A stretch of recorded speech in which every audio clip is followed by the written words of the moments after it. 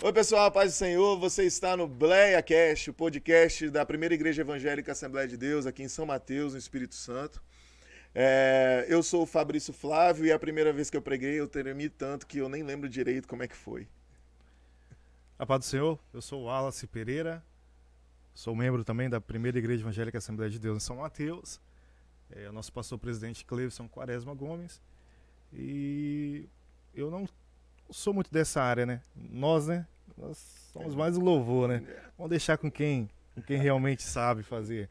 Se eu puder fugir, eu fujo. Paz do Senhor, meus irmãos, eu sou o Gladstone Freire e a primeira vez que eu preguei foi me dado 40 minutos. Eu preguei 5 minutos e entreguei o microfone. Ok, padrão. Mas acho que a primeira vez que eu preguei eu fui mais que você. Acho que foi uns 20. Não, 4 minutos e 30 segundos. 5 minutos, cara. 5 minutos. Me deram uma hora, eu fiquei 20. Eu preguei tudo que eu tinha pra pregar em 5 minutos. O pessoal ficou assim, ó. E aí? Entreguei o microfone e desci. Mas pois é, pessoal, a gente está começando esse novo projeto, que é o projeto do Bleia Cash, o nosso podcast aqui da igreja. Esperamos que vocês gostem. Queremos saber como é que vai ser a receptividade de vocês. Ele vai sair no nosso YouTube, que é o Bleia Cash, sem acento, tudo junto. E tem também o nosso Instagram, que é o Bleia_Cash, que você já pode seguir lá. Inclusive tem a caixinha de perguntas que está rolando lá agora. Para você que está chegando depois da gravação desse dia de gravação do programa, a caixinha de perguntas já não vai estar lá mais. Mas talvez vai ter já a pergunta do próximo convidado. Mas você fica ligado lá no nosso Instagram para você acompanhar tudo que tem por lá. Tem o Instagram da nossa igreja também, que é @IEADSM, que você pode seguir as nossas notícias lá. E também o Instagram da nossa juventude, né, que é o @umadesan. Mas, a princípio, você pode seguir lá a gente no YouTube e no nosso Instagram, que aí você já vai ficar ligado nas coisas que estão acontecendo. E se você tem algum comentário depois que você queira reiterar sobre o nosso papo aqui com o Gladstone, sobre alguma coisa, ou quiser dar um feedback de como ficou a questão da imagem, a questão do som, você pode mandar um e-mail para a gente pelo bleiacastsm@gmail. bleiacastsm@gmail. Os meninos devem estar colocando aí embaixo para você mandar esse e-mail para a gente. Então mande sua mensagem, sua curiosidade, se quiser complementar algum assunto que o Gladstone falou, ou se você tem alguma história que seja que corrobore o nosso assunto aqui, porque a gente já sabe já que tem vários momentos, vai ter vários momentos engraçados aqui, que a vida cristã, às vezes as pessoas pensam que é só sisudo, né? É só seriedade, é só você ficar ali, não, eu sou crente, eu sou triste, eu sou cara fechado e emburrado. E não é assim, né? Todos nós temos uma situação inusitada, né? Na hora de atuar, cantar, pregar, dirigir, fazer alguma coisa na igreja, todos nós temos uma situação inusitada. Exato. Você quer complementar alguma coisa? Não, você que quer ser um dos nossos parceiros, não deixe de contribuir com o Bleia Cash. Nosso QR Code estará aqui. Você pode contribuir, você pode ser um colaborador para nos ajudarmos a manter o nosso podcast. Então, como eu disse, nós estamos aqui hoje com Gladstone Freire. Que sobrenome de peso? Sobrenome de peso. Quando eu vou pregar em algum lugar, as pessoas me perguntam se eu sou parente do Anderson Freire? Primo do Anderson Freire. De vez em quando eu falo que eu sou primo dele. Se a gente não fosse crente, pudesse contar umas mentirinhas de vez em quando, você ia dizer, dava não, um eu peso sou no sim. nome, o prestígio aumentava, mas... E quem tem sobrenome Gomes? Sim. Mas você quer o cara que já tá ligado no céu, que o cara é dos anjos? Mas a gente está aqui com o Gladstone Freire, bacharel em Direito, teólogo, diácono aqui da nossa igreja, né, da nossa congregação, pregador da palavra de Deus, né, pregador itinerante. A gente brinca, né, conferencista Gladstone. Desculpa aí, o nosso convidado é internacional. Daqui a pouquinho vocês vão saber dessa história. Beleza. Internacional.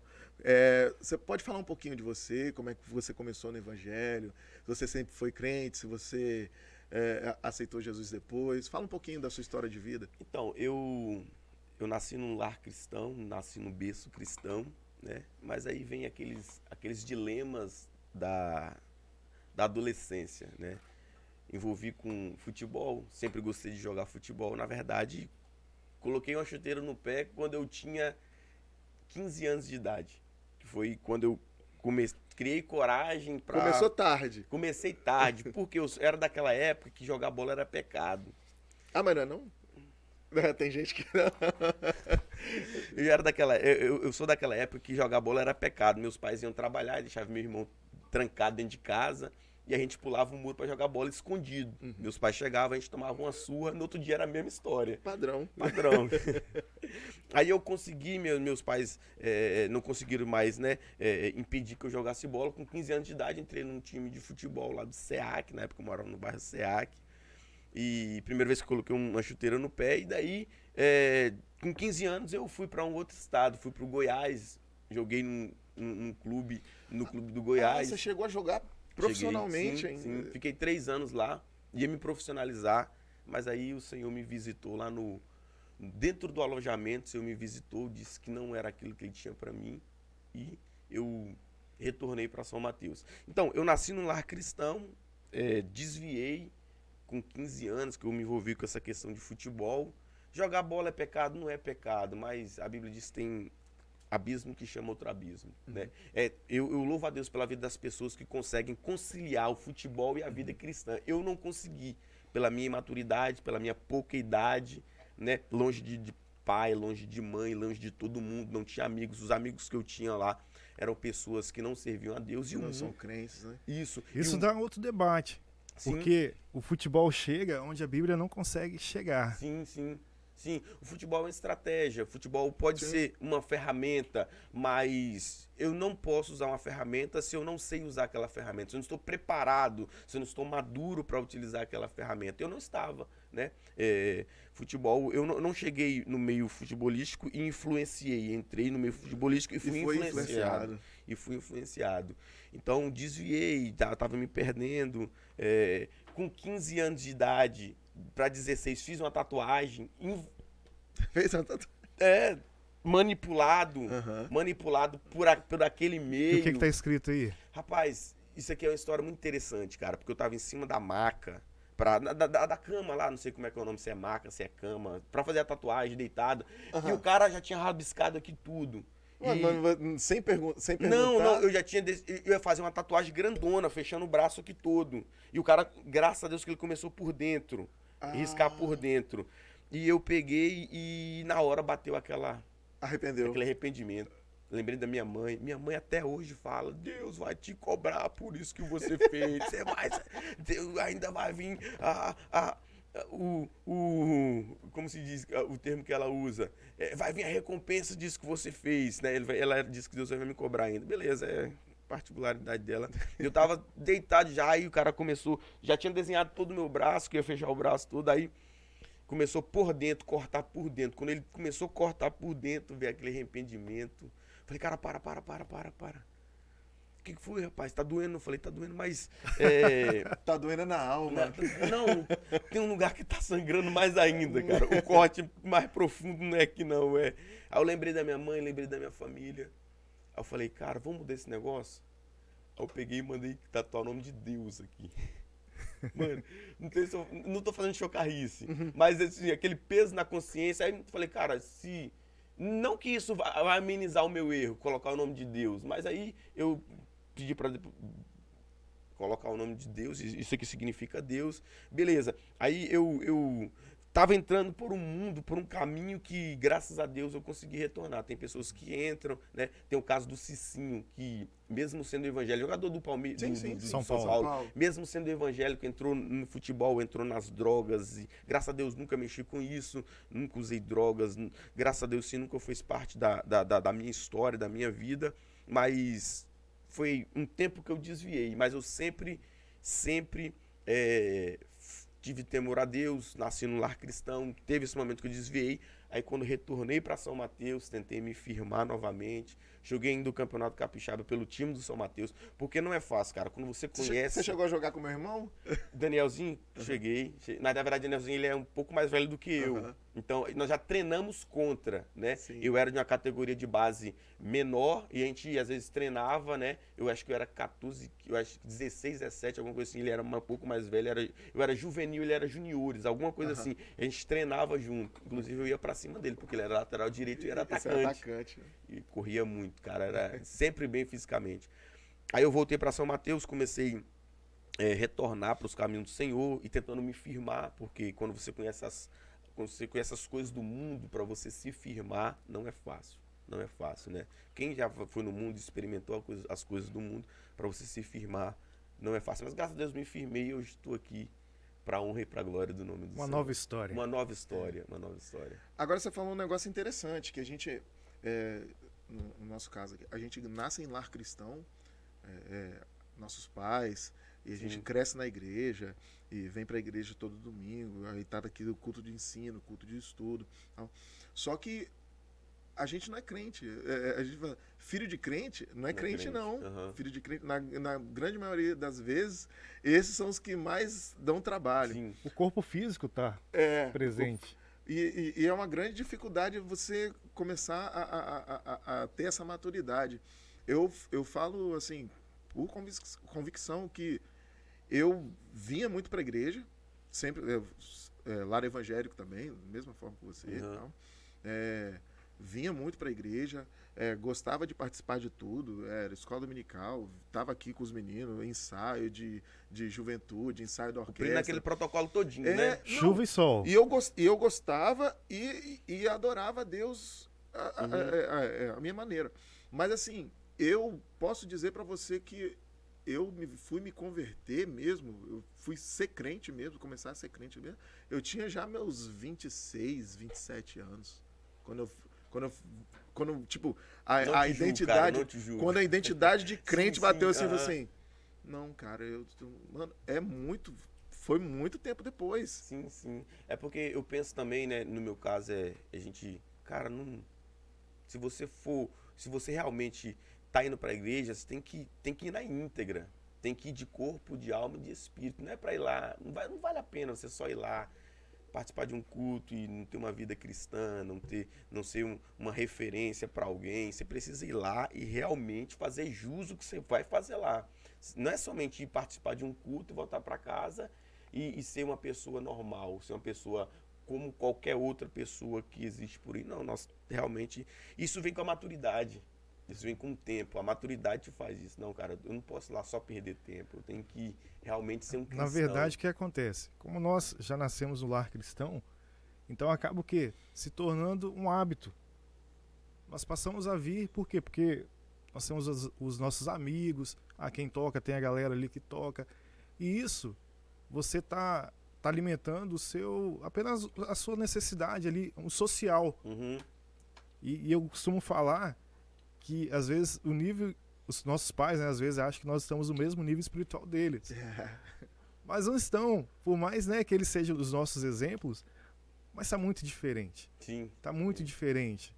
Né? Vir aqui, igual eu falei, às vezes nós estamos só de corpo presente, mas a mente está em outro canto, ou vem só para tocar e cantar. E o que aconteceu comigo não é particularidade minha, não é exclusividade minha. Eu me perdi na minha adolescência e é uma das fases mais importantes e cruciais para a vida de uma pessoa.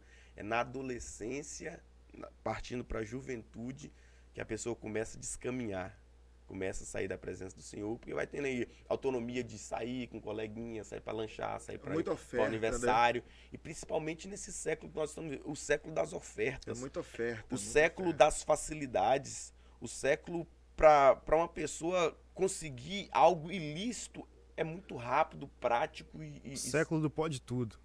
Infelizmente. Na nossa época, né, a gente fala assim, eu posso falar na nossa época, tô com poxa, quase fala 40 assim anos. não, fala assim não, senão o Gladys vai se achar um novinho. Vocês são bem mais velhos do que eu, você sabe disso. Não, essa semana já vou fazer 40 anos já, então... Vai ter um bolinho pra nós. Mas assim, na nossa época, eu me recordo bem, a gente tinha assim, 17, 18 anos, às vezes até 20. E, tipo, a gente era moleque. Moleque assim mesmo, assim, tipo, eu tenho 18 anos, mas, tipo, fazer a parada que uns moleques hoje de 12, 13, 14 Cara, anos faz. esse é A meu gente era conflito muito, hoje, a gente velho. era Eu fico- muito moleque. Tanto é que, tipo, tinha E uma hoje os meninos galera. de 18 anos? Não, tinha uma galera da nossa idade, 18, 19 anos, que não bebia. E se ia beber, bebia escondido, sim, uns negócios assim, tipo...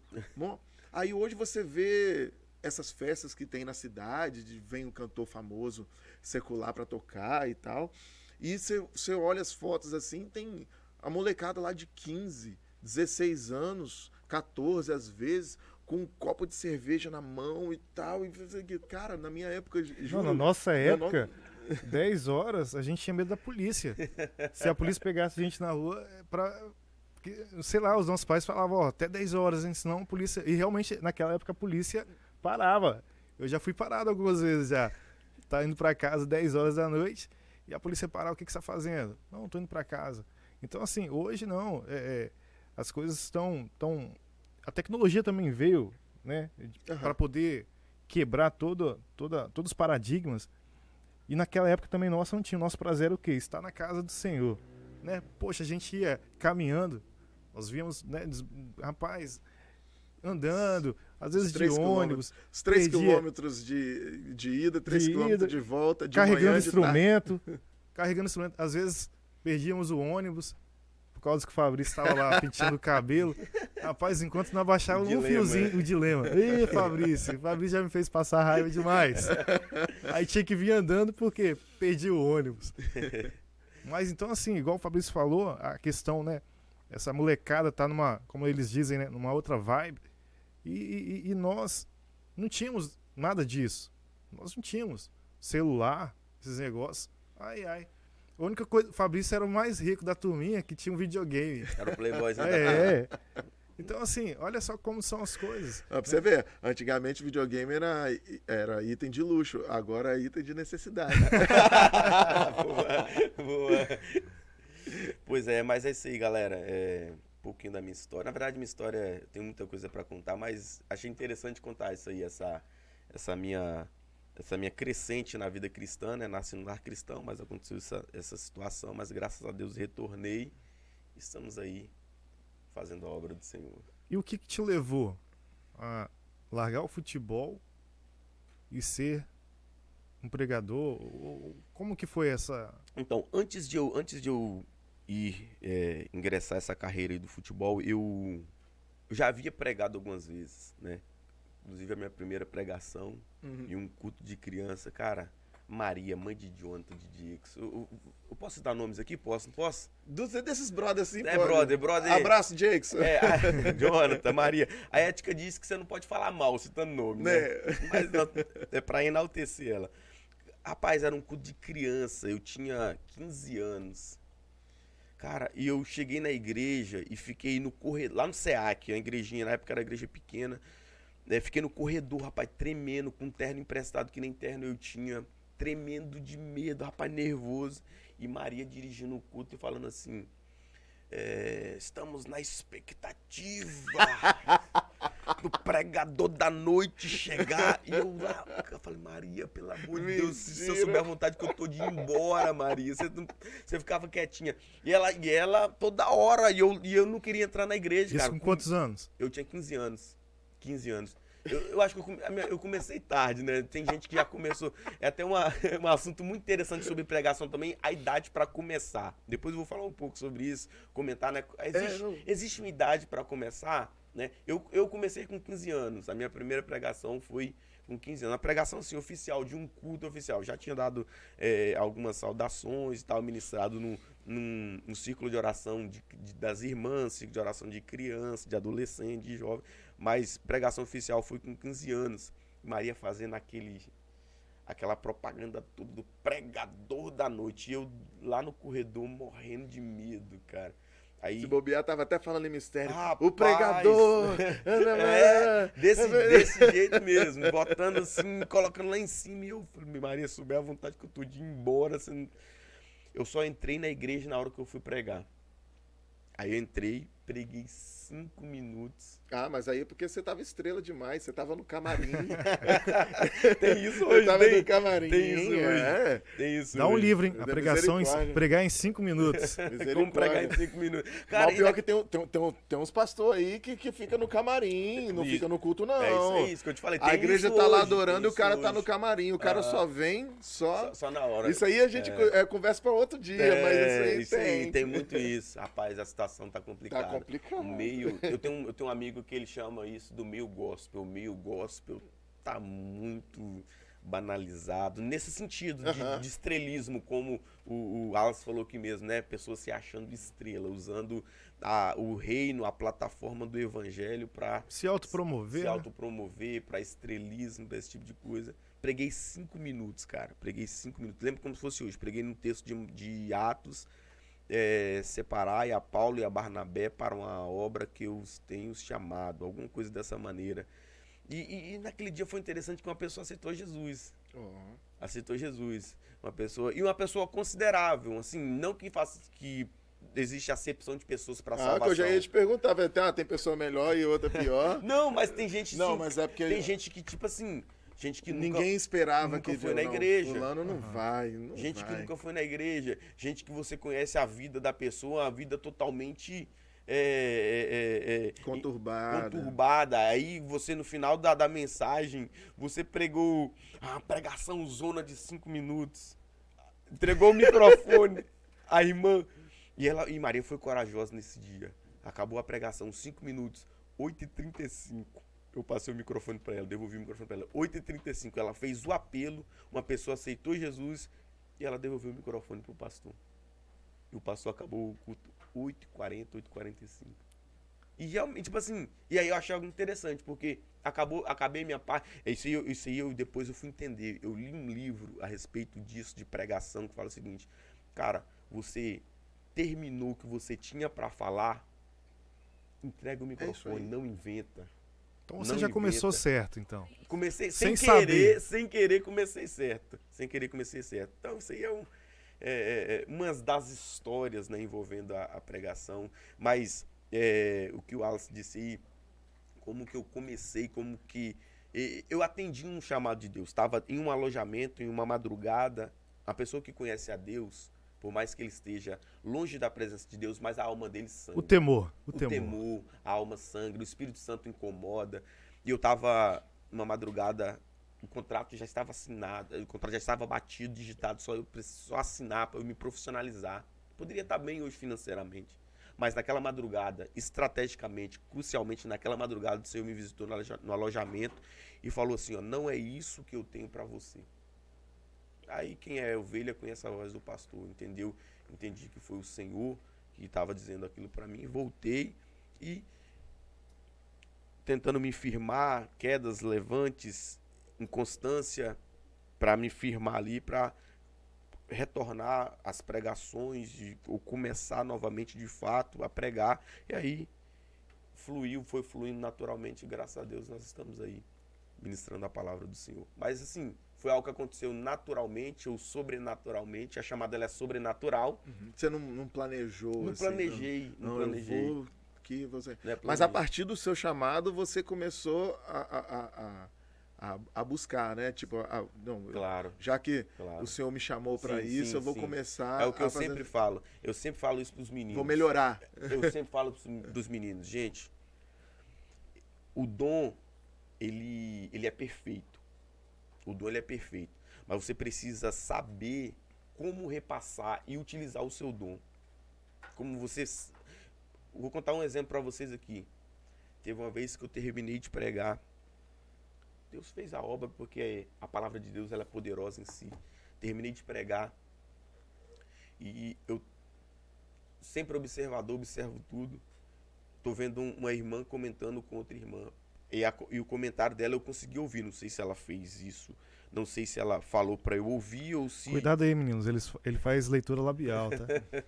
Sou quase um psicanalista, fica ligado.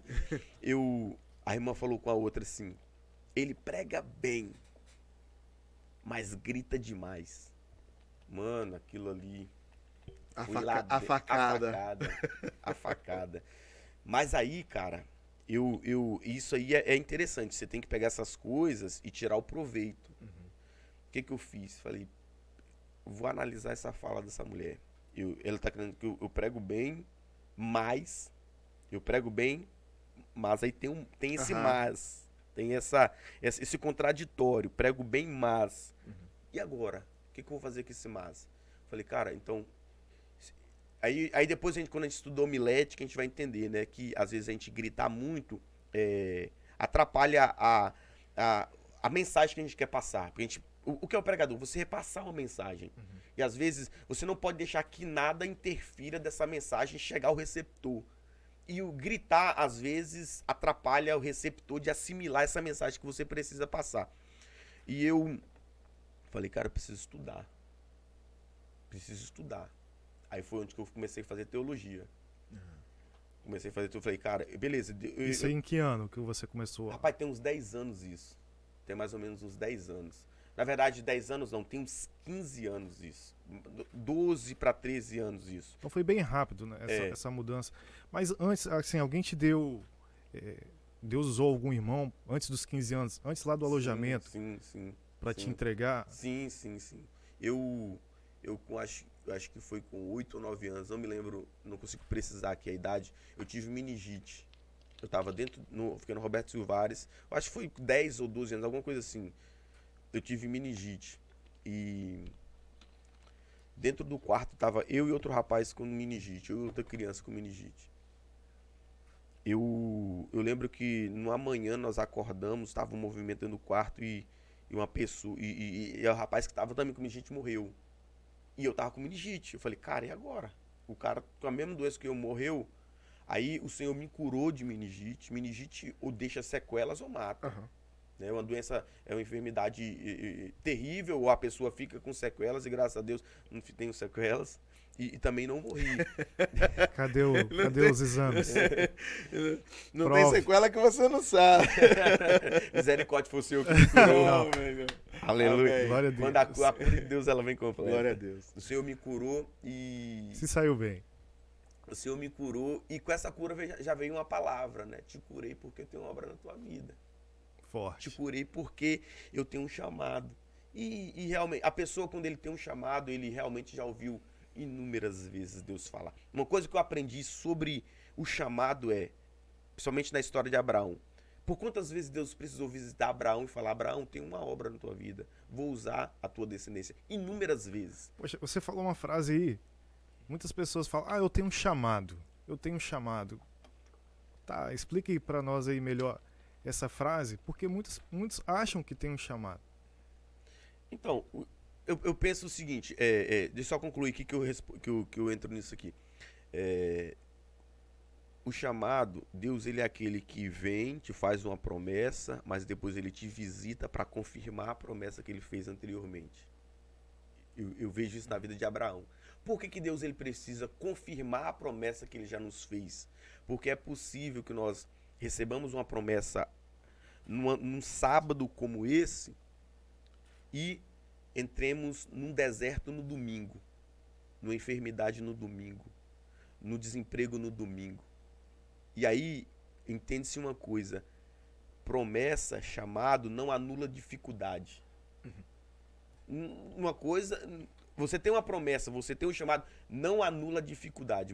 Às vezes é muito pelo contrário. Por você ter uma promessa, ter um chamado, parece que as coisas para você é pior.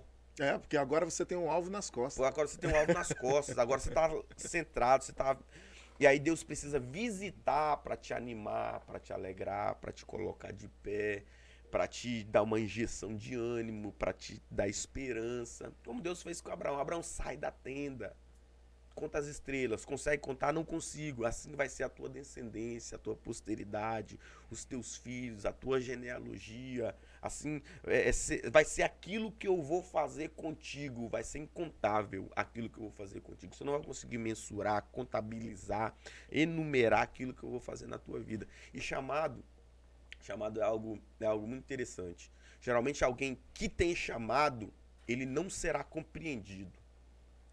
Cara, o Fabrício citou aí, eu fiz direito, estudei 5 anos, quase morri, velho. Porque você quase morre, você sabe. você quase morre pra você concluir a faculdade. Ô, pai. Mano, oi, ó. Fala, Deus. Fala, Deus. Deus tá falando aqui.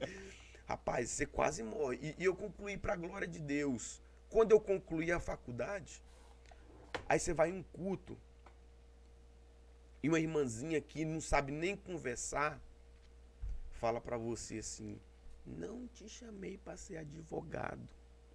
Te chamei para estar integral na minha obra. Mas nisso, eu já tinha entendido que a minha vida tinha tomado uma projeção para estar integral no reino de Deus. É tanto que eu fiquei por muito tempo sem trabalhar de forma secular, só atendendo os compromissos. E muitas vezes eu fui incompreendido, preguiçoso, não gosta de trabalhar. Cara, isso machuca, principalmente para um homem. Cara, eu sempre trabalhei, velho. Desde os 12 anos. Lá no SEAC. A gente tem a ideia do homem provedor da casa. O homem provedor da casa, entendeu? Eu sempre trabalhei. Eu não tomei esse caminho por eu ser um preguiçoso, estava querendo fugir da responsabilidade de trabalhar. Não, a minha vida foi tomando uma projeção. Como é a vida de alguém que tem um chamado. Como você se coloca na disposição, quando você se coloca ali, estou à disposição do Senhor, faz o que o Senhor quiser ao meu respeito, comigo. A vida vai tomando a projeção, isso só vai indo pelo caminho que Deus vai traçando. Eu sempre trabalhei com 12 anos de idade, 11 anos de idade eu vendia chup-chup lá no SEAC, naquele posto que tem ali na entrada do SEAC, pros chapas ali que ficam ali atendendo as carretas ali. Eu vendia chup-chup lá. Eu trabalhei no eletrônico aqui no centro de São Mateus, que eu saía do SEAC de uma bicicleta ruim. Meu pai trabalhava, tinha uma loja de bicicleta e eu tinha uma bicicleta ruim. Faz parte do processo, né? Não faz parte da... Cara, acho que as boas eram pra casa vender. De ferreiro, espeto de pau, não, né? Mas é porque você tinha ruim, porque as boas eram pra vender. Pô, mas pra fazer aquela propaganda, né? Pois pelo menos aí, boa, né? E o marketing pessoal, comprou cadê? aonde? Não, marketing pessoal, cadê? Entendeu? Não, aí mas isso aí, você falou uma palavra que faz jus. Processo. Fez parte da escola. Fez parte da escola. Você precisava passar. Precisava passar por aquilo. Precisava passar por tudo aquilo. Então, assim, minha vida foi tomando a projeção e eu fui simplesmente deixando acontecer mediante a vontade de Deus. E algo relacionado ao chamado que você tocou no assunto aí é o seguinte, geralmente quem tem o chamado, ele vai ser incompreendido. Preguiçoso, mas eu sabia o que eu tinha ouvido de Deus. Só eu sabia o que eu tinha ouvido de Deus. Nem todo mundo tinha ouvido. Mas eu tinha ouvido algo de Deus a respeito desse chamado. Então, se eu ouvi de Deus, eu preciso, então, me blindar aí dos comentários terceiros e focar. Prosseguir para o alvo do prêmio da soberana vocação. Focar. Então, chamado tem muito a respeito disso. E aí você acaba que, tipo... pelo menos é o que eu vejo, a sua faculdade de Direito Sim. acaba que não sendo perdida, porque advogado fala demais. Eu sou membro do Tribunal do Júri aqui em São Mateus, né? E às vezes a gente precisa estar lá cumprindo o nosso dever como jurado, e a gente tem que ouvir toda aquela falação do advogado e tal. Entendo que é necessário, mas às vezes, tipo, são horas e horas.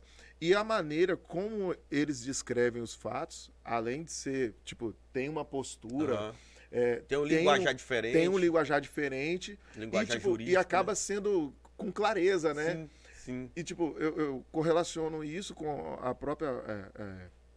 com a pregação da palavra de Deus, porque quando você está pregando a palavra de Deus na igreja, para mim, tipo, é como se você fosse advogado também. Você está defendendo o reino. Você tem que convencer aquela causa, né? Exato. Você está tipo, você entendeu? Boa, não foi, eu creio que não foi em nenhum momento foi perdido. Bom, né? Porque tem que convencer, melhorar aqui, tem que convencer o pecador. Você tem que convencer o pecador de que Cristo morreu para nos salvar e tal. Então, o seu bacharelado em Direito, ele corrobora com a sua teologia. Fez parte do processo. Sim, também. Sim. Não, eu realmente o direito, o direito ele tem uma ligação muito forte com a teologia. Até porque quando você pega as leis, o fundo histórico das leis é pautado nos mandamentos que vêm da Bíblia.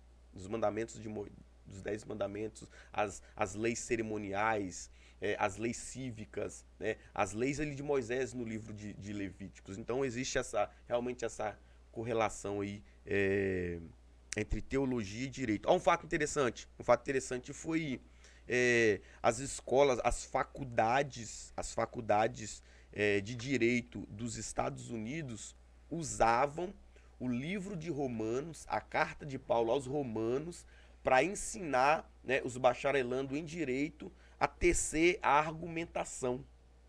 Olha que interessante, cara, a correlação que existe entre o direito e a teologia. Realmente eu tenho certeza e ciência disso, que não foi perdido esse tempo, e foi um tempo precioso e não foi perdido. Ainda que eu não exerça, né? Sim, sim. Ainda que eu não exerça, mas não foi perdido. Você não exerce profissionalmente, mas você exerce ela para o reino de Deus. Sou um advogado de Deus. Outra coisa, assim, nisso tudo, lógico que a gente tem um chamado e tem vontade, mas tipo, as pessoas são diferentes e pode não parecer a princípio, mas eu sou bem tímido para algumas coisas. Cara, eu sou bem tímido para algumas coisas. Aí o pessoal fala assim, mas não vejo essa timidez sua. Como é que é? Não, mas realmente mas não parece. Não, eu falo, mas é. Mas não, só nós que nos conhecemos, né? Cada um sabe onde que... O pessoal fala assim, mas você é tímido? Eu falei, cara, eu sou. Tem coisa que eu não vai, eu fico... Aí, tipo, eu vou pela necessidade de fazer, mas aí, tipo, depois que passa, assim, uns 5 minutos que já começou... É igual esse programa mesmo. Você começa ele, parece que ele começa assim, aí depois... o negócio vai fluindo. Mas o começo é uma tristeza. Assim, como é que você faz para poder lidar com a timidez? Ou você sempre teve essa desenvoltura, assim? Quem dera. Esse aí foi um dos meus maiores dilemas, foi a timidez. Eu sempre fui uma pessoa introvertida, tímida. Venci isso e daqui a pouco eu vou falar como que eu venci isso. Né? Eu ainda tenho situações específicas que a timidez prevalece. Existem situações específicas na minha vida que a timidez prevalece. Mas tem outras áreas, tem outras situações que já consegui desenrolar e desenvolver isso aí. Mas eu fui uma criança, um adolescente muito tímido mesmo. Eu chegava num ambiente e eu não cumprimentava ninguém com um bom dia e com boa noite. Não é porque eu era mal educado, era por causa da timidez. Não saía... Não, mas às vezes essa timidez era porque eu lembro que os nossos pais também, nós não tínhamos essa liberdade de falar, não. Quando chegava alguém lá em casa assim, você só podia falar... só fazer o protocolo. Mas isso é na sua época, eu já estava mais evoluído, eu sou de outra geração, brincadeira. Você podia ficar na conversa dos adultos, né? Eu não sou dessa época da paterfamílias, não, dessa época da geração. Não, porque a gente não podia... Dá licença, os meninos, que os adultos estão conversando. A coxa do frango é do pai, tá? Senta no chão. Sentar... Cadeira, mesa? Não. Ei, criança no chão. Sou dessa época. E hoje eu fico olhando assim. A galera chega, senta. Tira o pai da cadeira e bota o pai no chão e senta na cadeira. Não, eu falo por mim. Eu gosto de sentar em um lugar na minha casa, né? Mas aí minha filha fala assim: não, eu que sentei aqui. Ela faz de propósito. Ela senta. Aí eu falo assim: menina. Tá, fica aí, vai. Eu tive um problema muito sério com timidez. Eu chegava num ambiente... Eu lembro que minha mãe trabalhava num hospital, numa clínica médica, e eu saía da escola para ir para a clínica, e da clínica meu pai buscava a gente pra gente ir para casa. Eu saía da escola, ia para a clínica, entrava na clínica, cabeça baixa, sem falar com ninguém, sentava lá na recepção, e aí os médicos já sabiam que eu era assim. Ficava, boa noite, Gladstone. Boa noite, Gladstone. E daqui a pouco eu não respondia a ninguém, eu não conseguia responder a ninguém, e aquilo ele piorava. Se a pessoa me confrontasse, me desse um bom dia, uma boa noite, pra me zoar, porque eu não tinha cumprimentado quando eu tinha chegado, aquilo ele já me bloqueava. Mas o que me ajudou, o que me fez quebrar 80% dessa timidez? Um professor de escola bíblica dominical que eu tive lá no SEAC. E eu vou falar o nome desse cara, que esse cara foi muito fantástico na minha vida. Lógico, Vocês conhecem Eliseu Lopes? Eliseu Esse cara foi fantástico na minha vida. Nós Esse tivemos cara, o irmão dele como professor nosso da IBB, Eliudes. né? Eliudes. Pastor Eliudes. Eliseu foi fantástico, cara. Eliseu foi fantástico. Ele foi, inclusive, citamos aqui o nome do Jackson, né? Ele também, ele ajudou muito a gente. Foi um momento muito importante na nossa vida. E ele nos colocava para ler, nos colocava para orar. Ele percebia que alguém era mais acanhado, mais tímido, ele pegava o cara, tirava lá do meio, botava na frente pra ler, E o que vai fazer você quebrar essa timidez? Você Exercitando, né? praticar, exercitar, e ele fez isso. E hoje eu agradeço a Deus, louvo a Deus pela vida dele, tive uma oportunidade de estar em Boa Esperança, revê-lo, rever a sua esposa, cultuar junto com ele. E, cara, ele me ajudou bastante. E, realmente, nós temos a tendência, por exemplo, a pessoa é tímida, deixa ela quietinha.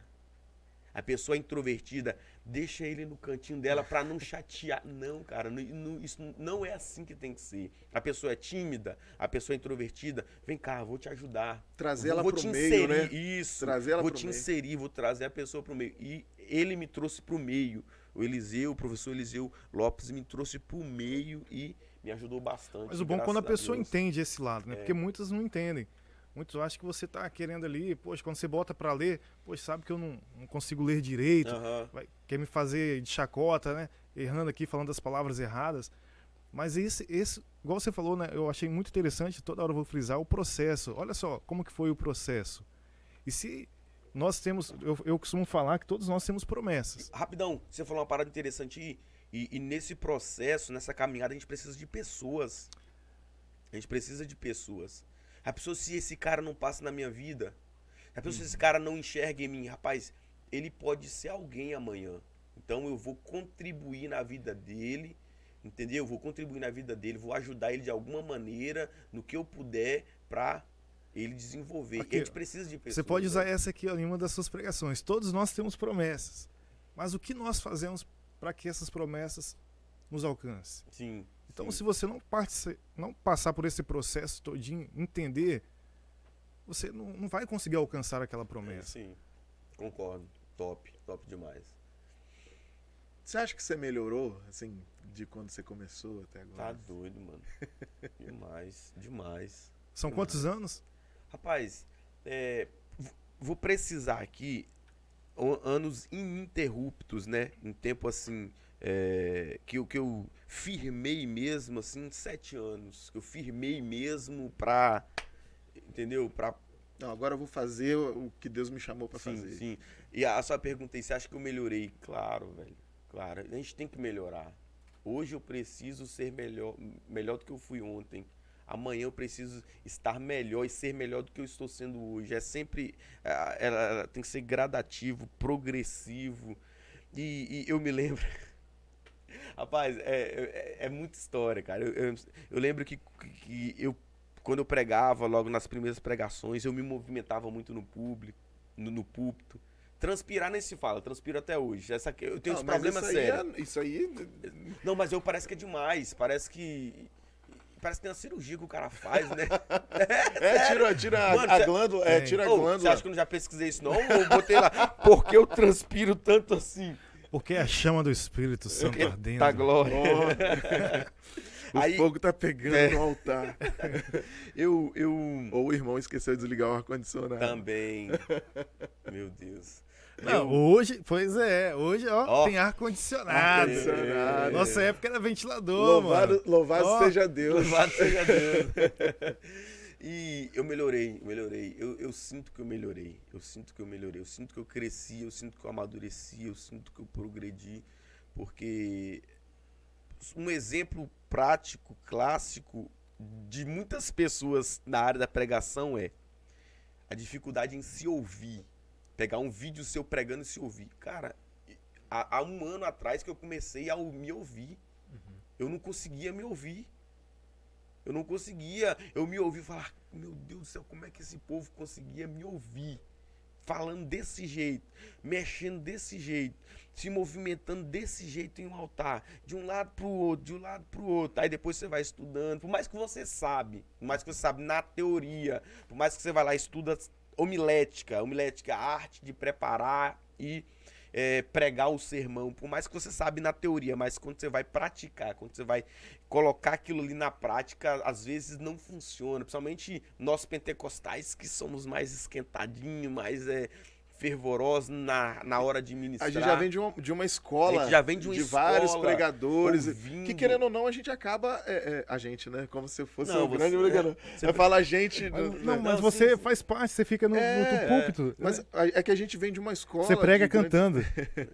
A gente vem de uma escola de grandes pregadores das Assembleias de Deus e de outras igrejas, e que, tipo, eles fazem essas coisas. Sim. E Aham. querendo ou não, a gente começa a observar e admirar e acaba se espelhando nesses pregadores. Então, por exemplo, se quando você começou tinha um pregador que rodava o púlpito todo e Aham. que girava e que gritava, então Te influencia. te influencia e você acaba repetindo esses atos, esses hábitos dele na hora de pregar. Acontecia isso, assim? Sim, Quem que você mais assistia? Rapaz, aí você tocou num assunto muito importante, um assunto que eu gosto muito de falar. Eu não tenho vergonha de falar que eu acompanhei no início, não só eu, mas muitos pregadores, acompanhei no início o pastor Marco Feliciano. Ele foi um camarada que hoje ele está na carreira política, né? Hoje ele é um dos políticos, né? Pastores, conservadores, que defende a causa, né, da família tradicional, da família conservadora, mas ele, enquanto pregador, há muito tempo atrás, eu acompanhei, eu me inspirei nele, né, e aí já abre um precedente pra gente falar algo muito interessante que eu sempre friso: você se inspirar é você até fazer alguma coisa, mas não é você imitar em sua completamente. totalidade, né? Você se inspira naquele cara. Porque a maneira que o pastor Marco Feliciano ministra, ministra, né? A maneira que ele ministra é muito interessante, que ele te consegue colocar dentro da história.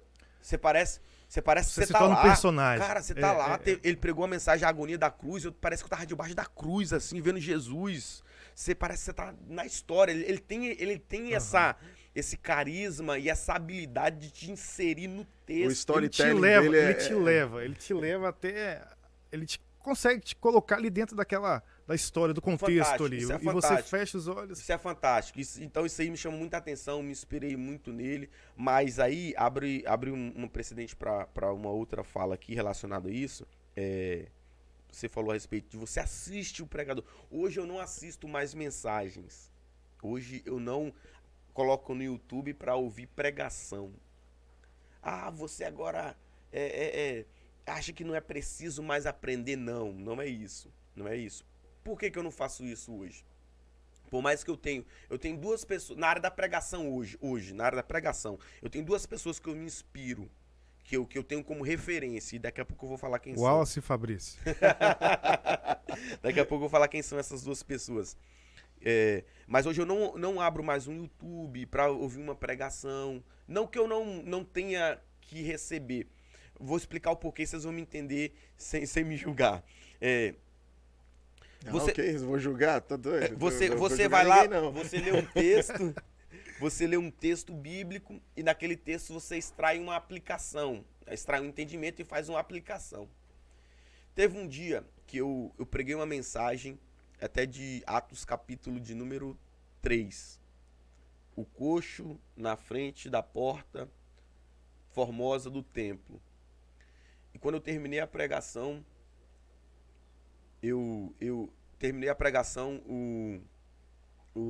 uma pessoa falou assim: rapaz, você pregou a mensagem de fulano, você pregou uma situação que o mesmo pastor fulano de tal pregou. Nossa, Deus. Aí como eu extraí a minha aplicação, a aplicação que eu fiz foi particular, eu busquei, eu estudei, eu orei e veio aquela aplicação, eu estava tranquilo.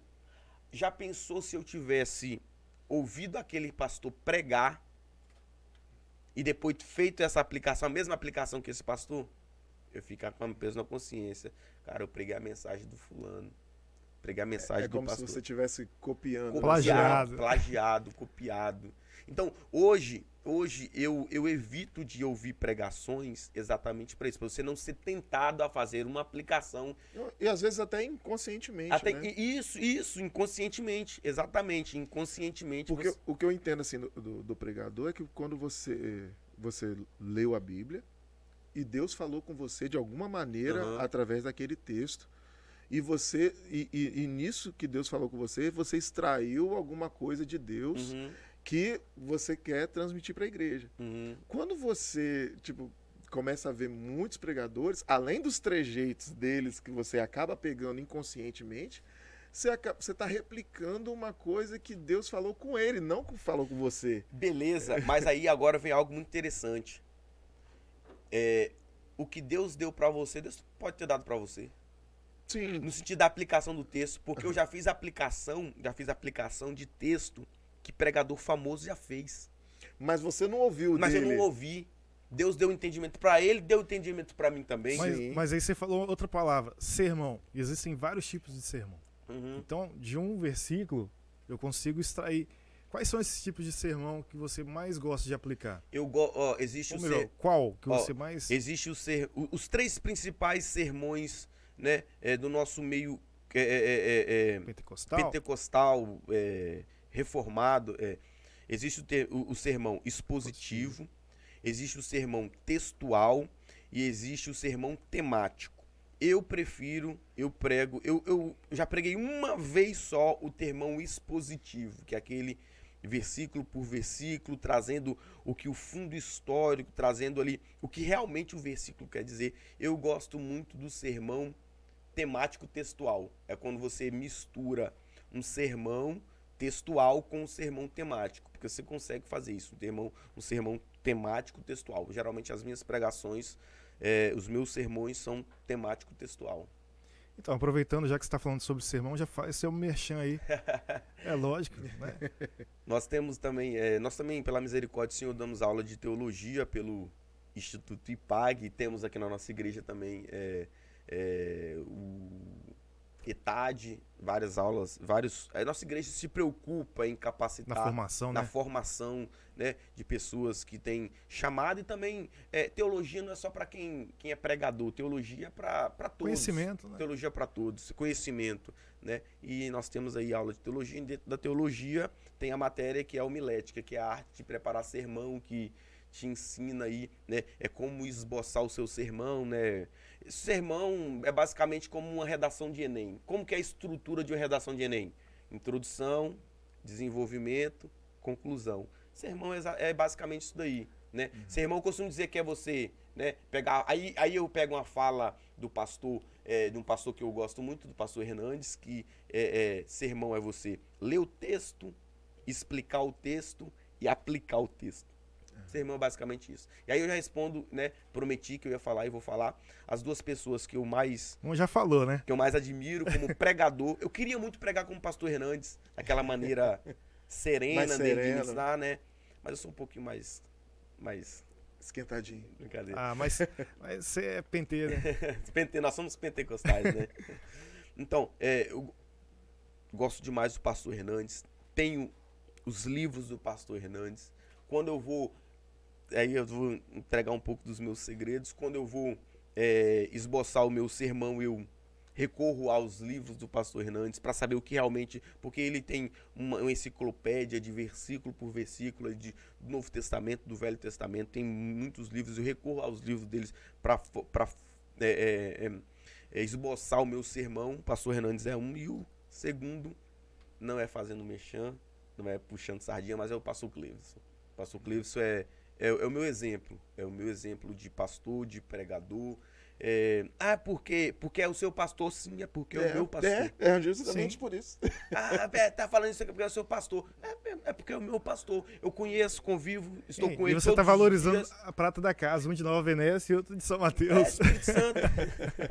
Nós somos do Espírito Santo e a capital é Vitória. Não poderia ser outro. Outro falaria assim, mas o pastor Cleison vale porque é o seu pastor. Eu falei, Por que não, não? mas É por justamente... isso mesmo que vale. Então, as duas pessoas, eu já respondi isso numa caixinha de perguntas no meu Instagram. Me perguntaram quem são as suas referências de pregador. Pastor Hernandes Dias Lopes, Pastor Cleison Quaresma Gomes. Os dois que eu me referencio, os dois que eu tenho como modelo de pregador e de pessoas, homens de Deus. O Pastor Hernandes, um pouco mais longe, porque não convivo.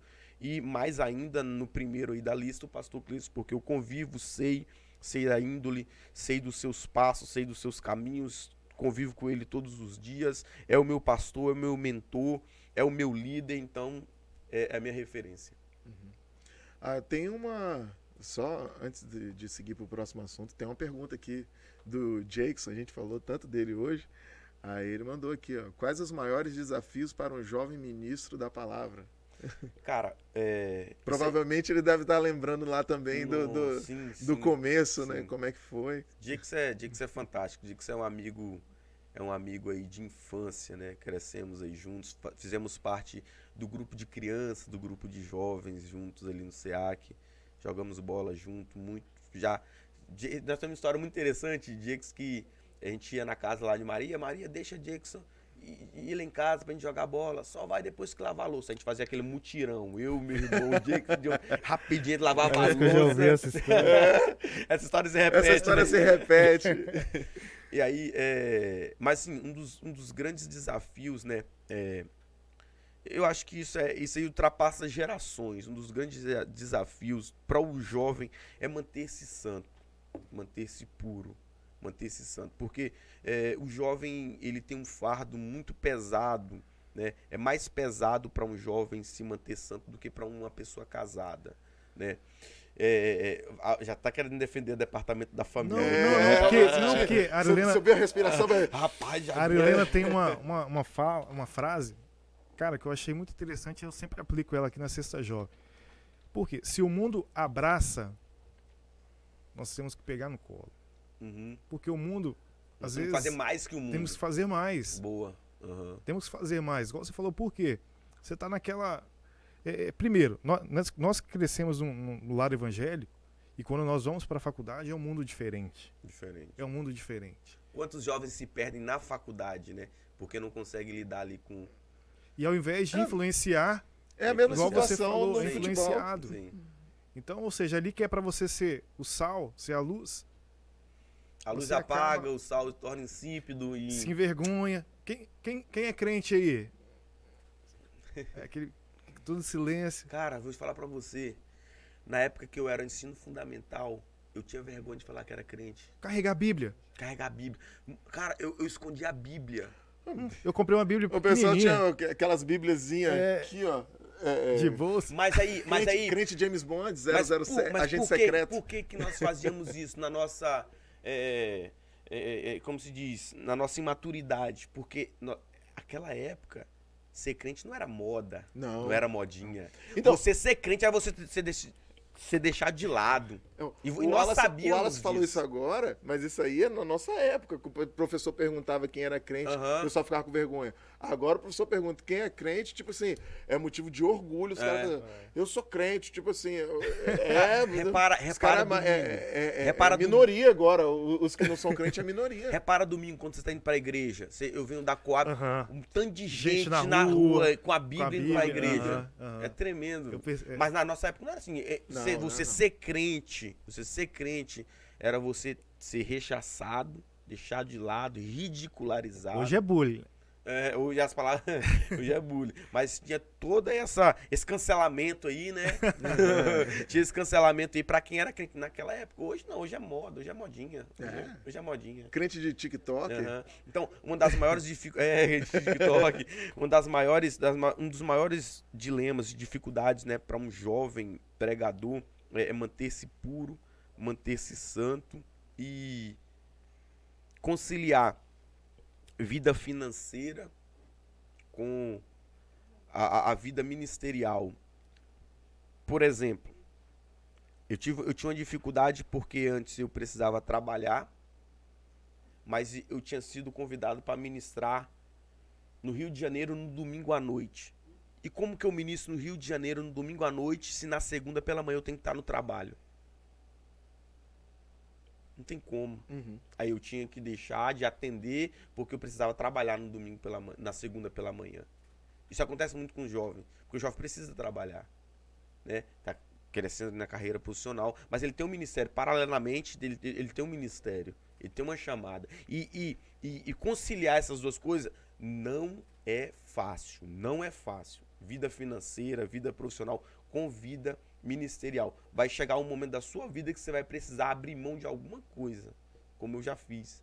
Já abri mão da minha vida profissional para se dedicar integralmente à vida ministerial. Isso é um dilema também. A dificuldade também para um jovem pregador.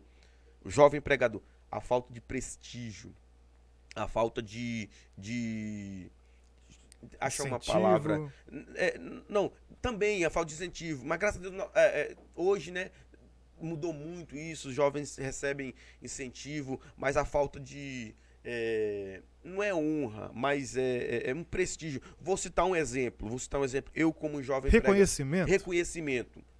Parece que o jovem, ele é pecador. Parece que jovem não tem vida com Deus.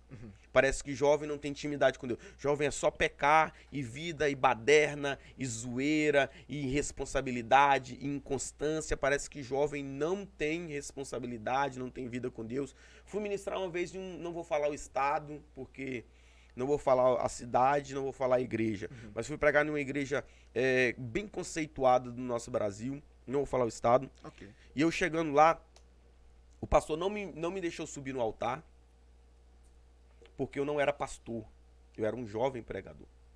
E ele pegou e falou assim, ele me afrontou, não diretamente, mas indiretamente eu sabia que aquilo era pra mim. Ele falou assim, aqui, e realmente no cartaz, quando eu vi o cartaz, eu fiquei constrangido, porque no cartaz só tinha pastor fulano, pastor ciclano e pastor Beltrano e Gladstone. Pastor Ciclano, Beltrano e Gladstone. Eu falei, cara, o que eu vou arrumar nesse congresso? Aí eu cheguei pra pregar e o pastor falou assim, na hora que foi me apresentar, tá ali o pregador, fulano de tal, vindo do estado, da cidade de tal, tá aqui com a carta.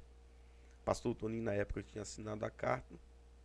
E aí ele falou assim, vocês sabem, não tem como mais mexer, jamais. Depois eu quero uma reunião com a coordenação dos jovens, porque você sabe que nossos congressos só pregam pastores. Mano, eu tava lá.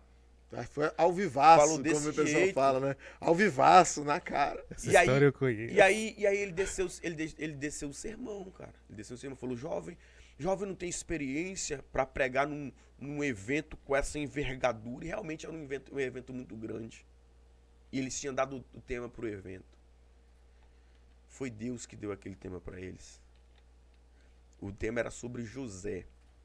Não me lembro qual foi o versículo que eles tomaram sobre José, mas o tema era relacionado a falar sobre os dilemas de um jovem com sonhos. Os dilemas de um jovem sonhador. Isso, os dilemas de um jovem sonhador. Mas tava tudo a ver, então. Né? Que é o menorzinho da casa. Eu tô... Não, mas eu tava pensando aqui, ó. Por exemplo, você não era pastor, mas era PR. Pregador. Lá que você não falou. Deixa eu falar. Aí falou, sabe que nossos congressos aqui é norma do nosso ministério. Não sei como vocês conseguiram burlar isso, mas é norma do nosso ministério só pregar nos nossos congressos oficiais. Pastores, eu tava lá. Só os irmãos mais velhos. Ouvindo tudo isso. E aí ele começou a descer os irmãos. Jovem não tem responsabilidade para ministrar num evento como esse. Jovem não tem experiência, não tem bagagem para ministrar num evento como esse. Precisamos de pessoas que sejam casadas, com família, com história. E eu falei, Jesus, mentira, me arrebata daqui, Senhor. Se é pra me levar, me leva agora. Essa é a hora, seu filho tá pronto. Aí eu beleza, aí na hora da mensagem, agradeci o pastor. E aí, cara, é o que eu falo com os meninos, né? Por muito tempo, eu me bloqueei, eu deixava essas coisas me bloquear. Uma coisinha, não que isso era uma coisinha, mas Sim, uma coisa sim. bem menor que essa me bloqueava. E você subir pra pregar bloqueado, fechado, triste, Pô, foi cabisbaixo. bem antes, né? Foi antes de começar a pregação, ele já deu uma dessa. Mas aí o Senhor me deu na hora da mensagem, o Senhor me deu uma palavra. O Senhor me deu uma palavra e não foi indireta para aquele pastor. Deus sabe que não foi indireta. Púlpito não é lugar de indireta. Púlpito é lugar para pregar a palavra. E eu levo isso comigo. Púlpito não é lugar para indireta, para desabafo, para testemunho.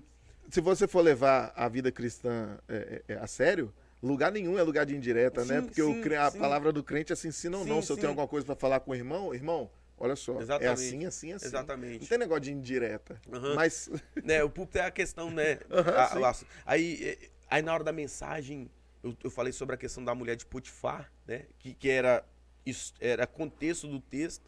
José era jovem e fugiu da mulher. Davi era casado e não fugiu da mulher. Aí a questão não é ser jovem ou ser casado. E sim tá na questão da intimidade do caráter da pessoa. Eu falei isso na mensagem. Cara, quando eu falei isso, o culto acabou. A mensagem acabou. A igreja tomou a igreja foi tomada pela presença do Senhor. Porque ali, na verdade, por que a igreja sentiu o peso daquela palavra? Porque não foi uma indireta. Porque se eu fosse dar uma indireta pro pastor, o efeito seria contrário. ao contrário. Não veio de Deus. Não ia vir de Deus. E quando não vem de Deus, o efeito não é satisfatório. E quando aquela palavra o Senhor me deu, eu falei aquilo ali, a questão não é ser jovem ou ser idoso, ser solteiro ou ser casado. Fiz um paralelo entre o José que fugiu e o Davi que não fugiu. Davi casado não fugiu, José solteiro fugiu.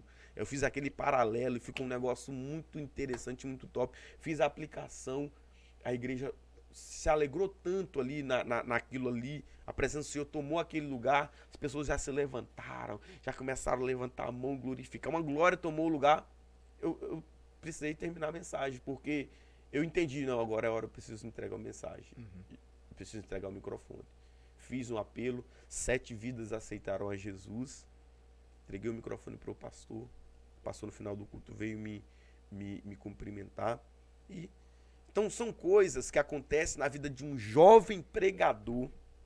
Se ele não souber lidar com isso, ele bloqueia, Guarda pro coração, ele guarda no coração e ele para. Eu conheço jovens que pararam com chamadas, ministérios promissores que pararam por causa de situações como essas, porque não souberam lidar com esses conflitos. Jovem ele é atacado de todas as áreas. Um jovem pregador, ele tem muitos conflitos, né? Tem um conflito do tempo, que as coisas vão chegar com o tempo. Muitos jovens não sabem lidar com o tempo. O tempo, ou você usa ele a seu favor, ou ele te destrói. E tem coisas que vai acontecer daqui 10 anos, cara. Eclesiastes 3. O tempo determinado. Tem coisas que Deus está cumprindo na minha vida hoje, mas que foram profetizados há 10 anos atrás. E se eu sentasse na cadeira e só levanto daqui depois que se cumprir? E como lidar com essas possíveis frustrações? Uma coisa que vai não anular, mas vai diminuir, vai te fazer curar, arrancar do coração aquilo que você recebeu, é a convicção do chamado. Quando você tem convicção do chamado, quando você tem a convicção, não, Deus me chamou, eu fui chamado. Convicção, você precisa ter convicção. Você precisa criar convicção, sobretudo, mediante a tudo que você enfrenta, que você vive, que você ouve, que você presencia, que você recebe. Você precisa ter convicção. Quando você tem convicção de que você é chamado, você se torna inabalável. Inabalável no sentido de que nada pode te balançar, mas não te destrói, não te tira do seu foco. É a convicção. Eu prezo muito pela convicção. Convicção do chamado. Não, quem me chamou foi Deus. E se é Deus quem chamou, não tem sistema, não tem homem, não tem grupo de pessoas, não tem ninguém, cara, não tem ninguém que possa tirar de você aquilo que Deus já liberou para você. A convicção. Você precisa ter convicção. Amém. Graças a Deus. Gladson, você é bem midiático, né? Você gosta de botar as caixinhas de pergunta lá no Instagram, e o pessoal interage bem, você responde e tal. O que você acha, assim, hoje, com essas facilidades da tecnologia, o evangelho sendo disseminado nas redes sociais, está bem midiático, e, em contrapartida, isso é uma coisa boa, eu entendo como uma coisa boa, sim. porque a gente consegue difundir o evangelho, a palavra de Deus, alcançar pessoas que você nem tinha noção de que alcançaria. Mas, por outro lado, você vê também muitos, como eu diria aqui na igreja, aqui antigamente, muitos comedores de feijão, falando muita heresia, muitas coisas. E aí, o que você vê essa evolução e o que você acha dessa... Então, sobre o Gladstone... E, tipo, esses que professam muitas heresias aí, tem muito cristão sério compartilhando esses caras. Tem, cara, tem. Sobre o Gladstone midiático que você citou aí, eu tenho dificuldade com rede social. Tenho uma dificuldade. Porque você gosta demais? Gostar eu gosto, mas eu tenho dificuldade em... Às vezes eu não tenho habilidade, é por isso que eu digo, precisamos de pessoas. Os tops hoje, os pregadores bem-sucedidos, pregadores que alcançaram aí os níveis mais altos aí dos seus ministérios, tem pessoas ao lado. Tem pessoas aí para editar um vídeo para ele. Tem pessoas ali para fazer um cartaz, um banner para eles. Então, amigos, pessoas que, não, cara, tô junto. É porque não dá pra gente fazer tudo, né? Não dá, cara. Que compra a sua ideia, né? Isso aí. Que querem te ver, mas aí que é um grande problema. As pessoas não querem ver o bem da outra. Infelizmente. Vamos lá. O Gladstone midiático, eu tenho dificuldade por quê? Esses dias eu cheguei em casa, minha esposa falou assim, rapaz, você tá sumido. Ela me cobrou, você tá sumido da rede social. Eu achei que ela falou, rapaz, você tá sumido de casa, onde é que você tá? Ou porque ela prefere ver ele pelas redes sociais. Não, você tá sumido, você tem que aparecer mais no story, né? Eu pensei e falei, até onde, qual é o meu limite, até onde eu tenho que ir, até onde? Não são seguidores, são pessoas. Isso é verdade. Às vezes a gente tem uma visão de seguidores. Não, são pessoas. São pessoas. Eu recebo inúmeros de direct, né? Que falam direct, mensagem do Instagram direct. Recebo muito direct pedindo oração, pedindo conselhos, pedindo um direcionamento. E eu tenho muita alegria, muita satisfação em atender essas pessoas. Mas o Gladstone midiático é o seguinte, eu vejo a rede social hoje como uma oportunidade. Aí, pessoal, rapidinho, ó, é ele mesmo que responde, hein? Não tem assessoria, não. Não tem assessoria, não. Esse Wallace. Eu vejo a rede social como uma ferramenta, e é a ferramenta do momento hoje. Né? Rede social, Instagram, Facebook, Twitter, quais são as outras? Tem hoje TikTok, YouTube, Facebook, tem TikTok. YouTube. Então, minha esposa criou um TikTok pra mim. Eu fiquei pé da vida com ela. Falei, eu não tô dando conta de WhatsApp e Instagram. Contrata ela. Mas aí tem que pagar.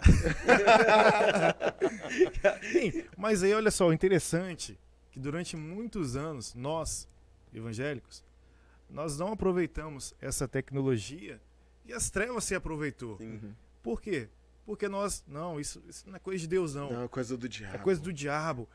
E o diabo realmente pegou pra ele. As ferramentas são ele. Quando você dá espaço pra ele usar, não usa mesmo. Não é? Então, assim, se nós soubermos usar da melhor forma possível, poxa, olha só o que nós conseguimos fazer. Exatamente. Levar a palavra de Deus. Exatamente. Levar uma pregação, às vezes, para você ali é só apenas um stories.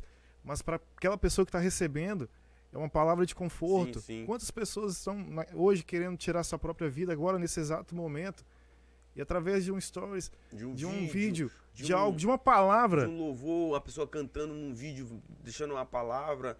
O pastor, esses dias interessante, o pastor, não sei se foi o Lucinho, alguma coisa assim, ele postou um vídeo um testemunho de uma pessoa que assistiu um vídeo dele, estava prestes a se matar, se suicidar, mas por um vídeo, abriu o Instagram e assistiu um vídeo dele, a pessoa mudou o pensamento. Então, é o que você está falando aí, Mas aí a gente sentido. fica naquela bem assim, poxa, se eu vou postar, as pessoas vão achar, e nós nos preocupamos. Vão achar que eu tô querendo me aparecer. Né? Então, olha só, não, o que é bom nós temos que mostrar, sim, as maravilhas que Deus faz, Sim, sim. nós temos que mostrar. Eu tenho uma dificuldade aí dificuldade com rede social no seguinte aspecto, né? Me cobraram uma vez, né? Por que você não faz um cartaz da sua agenda mensal? Eu falei, cara, eu tenho vergonha. Eu fui sincero. Falei, eu tenho vergonha de fazer isso. Eu não sei lá, eu tô sem jeito pra essas coisas. E aí a pessoa, não, eu vou fazer pra você. Beleza, começou a fazer, foi fazendo. Aí parou. Aí não fez mais. Aí eu falei, viu, não era pra ter começado. Porque se começou e parou, fica sem graça. Fica feio. E eu não gosto. Tem que dar sequência. Tipo assim, eu tenho uma preocupação com rede social. Eu não vou pra rede social com qualquer coisa. E a gente vê lá, sim. Comigo? Você sempre coloca lá lavando louça, fazendo comida, tá. Fazendo um peixe pra minha esposa, uma muqueca.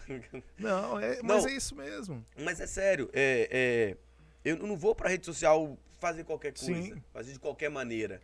Então, começou e não terminou, começou e não deu prosseguimento, aí ficou um negócio feio. E eu fiquei chateado, falei, poxa, eu não queria ter começado, viu? Você se disponibilizou pra começar, mas em questão de 1 mês já parou, 2 meses já parou, aí me deixou na mão. Eu não sei fazer, eu não tenho habilidade com Photoshop pra fazer cartaz. Então, assim, e eu tenho essa dificuldade com rede social. Eu deveria estar mais presente na rede social, no sentido de alimentar ali. Mas, sei lá, as ocupações acabam nos impedindo. As ocupações. Mas o que eu vejo, o que eu vejo sobre a rede social é uma ferramenta muito boa que nós devemos usar, devemos estar atentos. Devemos ficar ligados na questão dos exageros. Nem tudo que a rede social oferece nós devemos abraçar e utilizar. Você reter o bem, né? Reter o bem, né? Pastor Toninho tinha uma fala, nós sempre estamos lembrando dele, né? Pastor Toninho tinha uma fala: tira a mosca e utiliza a outra parte da sopa, né? Tira a mosca da sopa e come a outra parte da sopa, né? Tirar aquilo que não presta, mas retém, como você disse, aquilo que vai ser benéfico, aquilo que vai ser agregador. E rede social é perigoso, rede social é perigoso, né? Porque tem ferramentas ali que são exageradas e vai confrontar uma vida cristã sadia. Nós temos que prezar por uma vida cristã sadia, né? Não é porque a pessoa posta uma foto, um vídeo de qualquer maneira e aquilo viraliza, e eu quero viralizar também. Eu vou me submeter àquilo para viralizar. Quantas pessoas hoje estão se submetendo a qualquer tipo de situação sem analisar, sem contabilizar as consequências, né, para viralizar, né? Para viralizar. Eu penso o seguinte: Deus pode usar um vídeo para fazer seu ministério explodir? Pode. Eu tô usando esse termo aí meio pejorativo, explodir, né? Não, mas vocês estão entendendo. Que alcançar as mais pessoas, alcançar as nações. Sim, pode. Mas, pode sim, mas aquilo ali vai acontecer naturalmente. Sim. Aquilo vai acontecer naturalmente. Eu não tenho que me... Rapaz, Ou nunca vai acontecer para que seja uma busca contínua, igual sim. o batismo no Espírito Santo, né? Às vezes a pessoa tem uma busca, às vezes a pessoa morre ali ou vem a óbito, mas não foi batizada, mas a fé dela a vida toda manteve ali um nível de espiritualidade alta para uma vida de santidade, para receber o batismo. Então a gente pode olhar por esse lado também. Então às vezes você busca e você não pode desanimar, tem que continuar. Tanto é que pode alavancar o ministério. Porque, tipo, antes das redes sociais, antes de todo esse alvoroço, essa revolução que a gente teve nos últimos 20 anos, por aí, as pessoas já tinham fama. Sim. De aparecer. Aham. A gente via muitos vídeos antigos do Billy Graham, tipo, via várias coisas assim. Aham. E- Mas aí você tocou num assunto que eu vejo a rede social como uma oportunidade para quem não tem condição. Porque a oferta é maior. Antigamente, pô, a gente tinha que pegar fita. Uhum, Você exatamente. chegou nessa aí? Exatamente. Pegar Mas qual fita? Fita cassete? Não, ou fita. fita Fita de que tinha aquela época VHS, que né? tinha aquela que você escutava. E quantos Aí cantores e fulano pregadores não tiveram condições para gravar Pra uma gravar fita? a fita.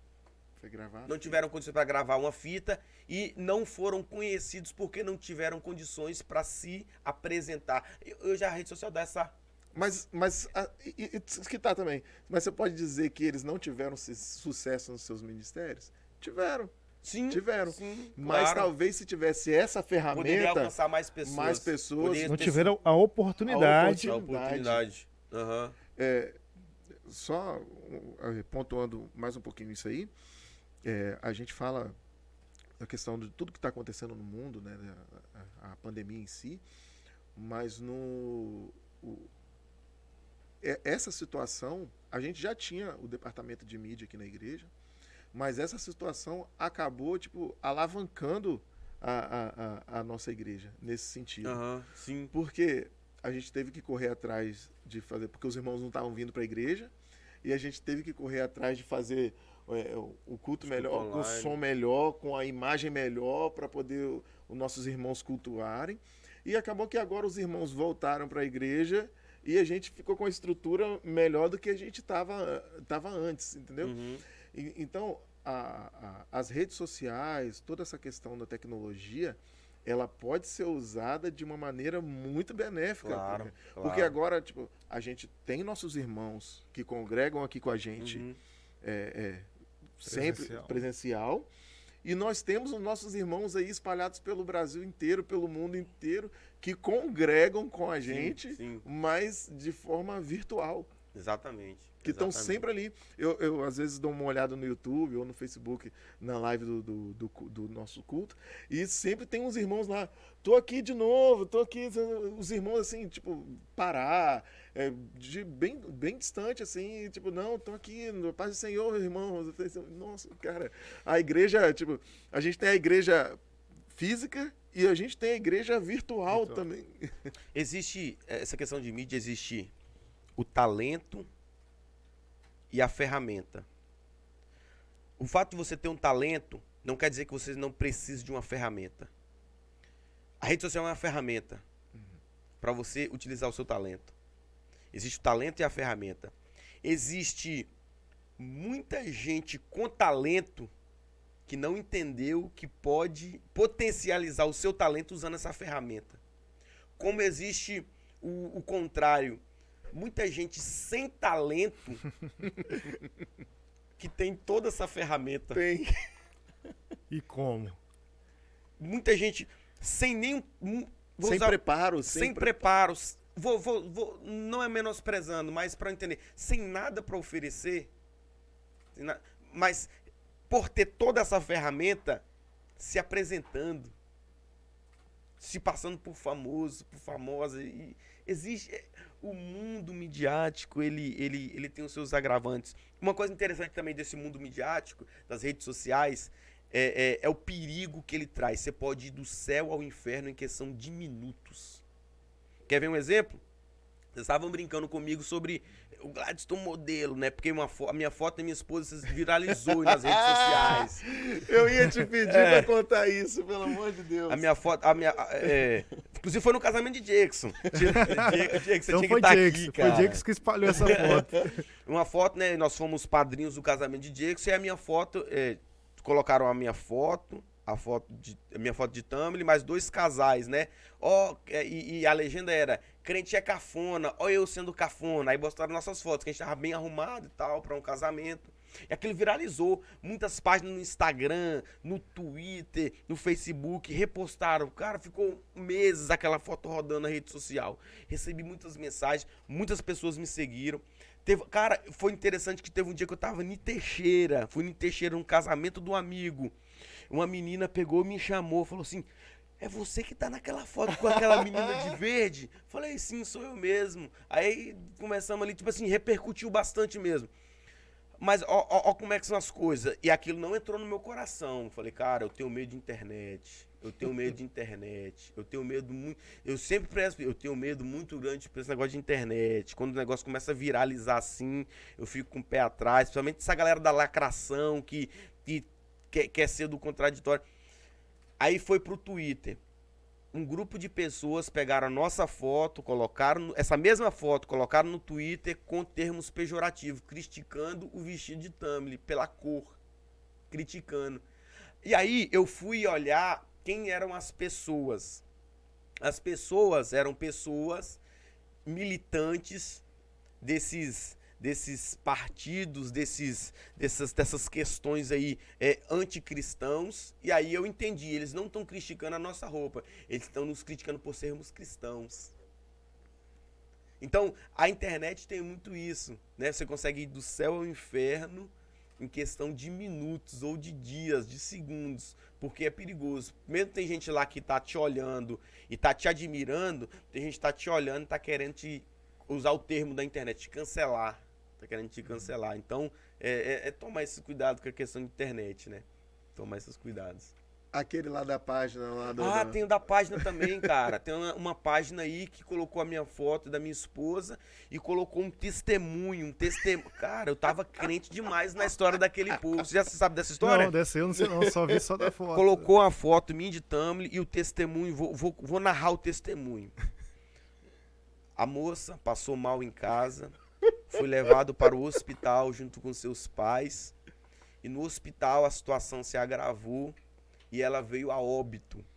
Foi colocada Mataram o Tamily. Mataram o Tamily. Foi colocado em cima de uma pedra. E o Gladstone, que era o noivo, chegou no hospital e se jogou no chão, preocupado com aquilo tudo. Entrou no lugar onde a pessoa tinha morrido, onde a esposa, a noiva dele tinha morrido, e começou a orar. Rapaz, aí me colocou, gostei que me colocou como crente, rapaz, só o poder. E quando eu orei por Tamily ressuscitou. Jesus! Ressuscitou. Mas olha a história, cara. Que Tamily, vem para fora.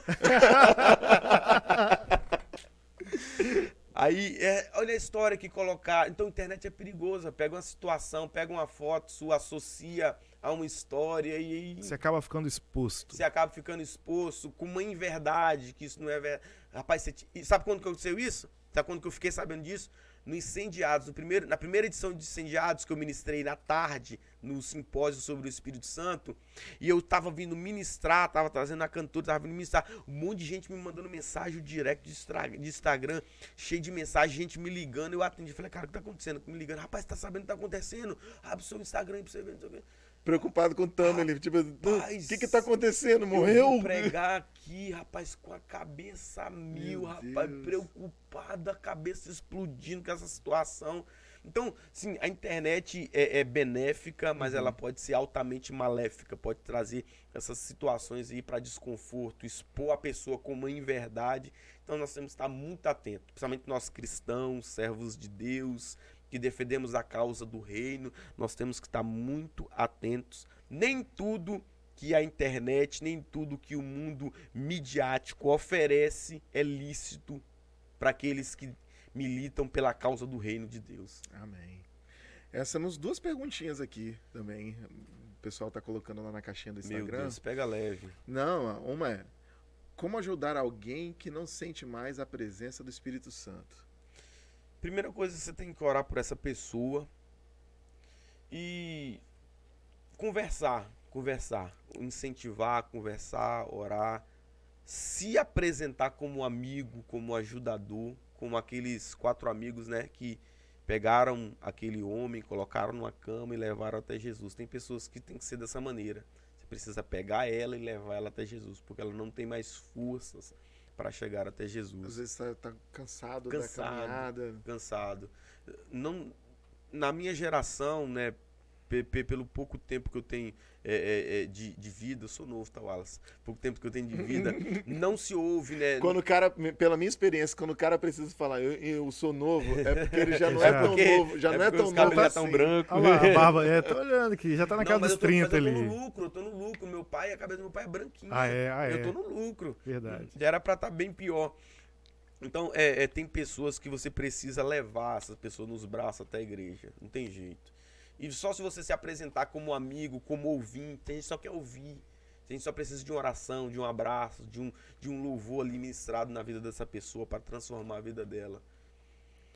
Poxa, mandaram uma pergunta aqui bem legal. Gladys, sou seu fã, mano. Em algum momento do ministério você parou de pregar ou quis desviar? Já desviei, como já dissemos, né? Já desviei. Parar de pregar? Direto, mano. Direto, cara. Por incrível que pareça. Já, de vez em quando eu chego a pensar que os conflitos, os lapsos, assim, os conflitos ministeriais, cara, eu não fui chamado pra isso, não. Aí depois vem a convicção, não, cara, eu fui chamado pra isso, sim. E Parar- tudo isso aí faz parte. Tudo faz parte da história, do processo, da caminhada, da escola. Parar de pregar, pensar em parar, muitas vezes, porque é muito difícil.